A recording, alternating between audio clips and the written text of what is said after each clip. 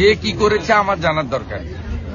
দেখুন, যারা ইসলাম মানেন তারা মসজিদ বানাবেন, হিন্দুরা মন্দির বানাবে, খ্রিস্ট ধর্ম যারা মানেন তারা গির্জা চার্চ বানাবেন, শিখ যারা তারা গুরুদ্বারা বানাবেন, এতে আপত্তি নেই। কিন্তু নামকরণে আপত্তি আছে। নামকরণে আপত্তি আছে।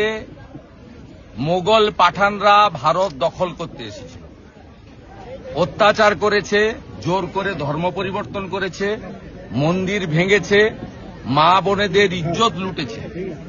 অতএব বাবরি নামকরণে আমাদের প্রত্যেকটি রাষ্ট্রবাদী ভারতীয়র সে যে ধর্মেরই হোক আপত্তি আছে। এই নামকরণকে কেউ সমর্থন করে না, এরা আগুন নিয়ে খেলছে।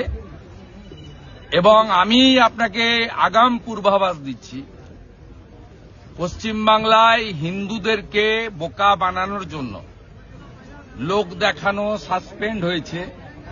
আগামীকাল এই বিতর্কিত নামে বিতর্কিত একটি ডেটে ঠিক করে শিলান্যাস মমতা ব্যানার্জির পুলিশ করতে দেবে। আমি আপনাকে ভিতরের খবর বলে গেলাম, মমতা ব্যানার্জির মুখ আর মুখোশ দুটো আলাদা।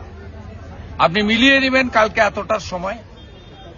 এবং আমরা যারা রাম ভক্ত, আমাদের আগামীকাল 6 ডিসেম্বর শৌর্য দিবস। আমরা শৌর্য দিবস পালন করব প্রত্যেকটি হিন্দু, এবং আগামীকালকে কলকাতাতে শৌর্য দিবস পালনে অংশগ্রহণ করব।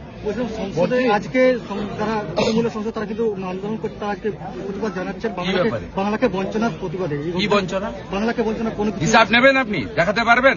2 মিনিট টাইম লাগবে আমার। 2004 থেকে 14 ডক্টর মনমোহন সিং এর ইউপিএ 1 এবং 2 যে মন্ত্রিসভায় মমতা ব্যানার্জি 3 বছর ছিল, দিয়েছে মোট 2 লক্ষ কোটি টাকা। 2014 থেকে 2024-এর 31 মার্চ পর্যন্ত নরেন্দ্র মোদীজির সরকার পশ্চিমবঙ্গ সরকারকে দিয়েছে 8 লক্ষ কোটি টাকা। আমি শুধু দুটো স্কিম আপনাকে বলে যাচ্ছি, সময় নেই অতক্ষণ ধরে বলবো না।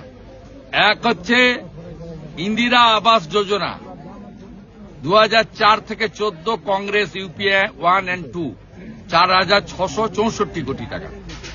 প্রধানমন্ত্রী আবাস যোজনা 2014 থেকে 2023 পর্যন্ত নরেন্দ্র মোদীজির সরকার পশ্চিমবঙ্গ সরকারকে দিয়েছে 30,000 কোটি টাকা।